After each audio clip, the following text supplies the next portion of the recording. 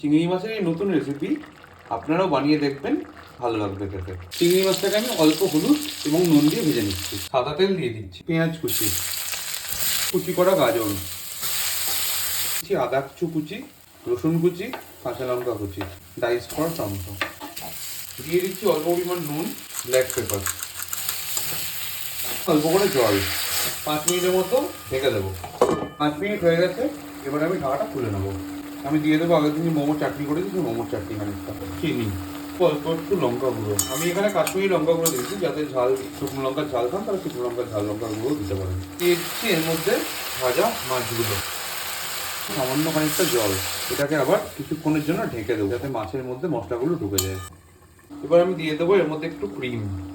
ক্রিমটা দিয়ে আমি একটু ভালো করে নাড়িয়ে নেবো। আপনারা চাইলে দিতেও পারেন, নাও দিতে পারেন। আমার খুব ভালো লাগে ফ্লেভারটা, তাই জন্য সেটা হচ্ছে অরিগানো। এখানে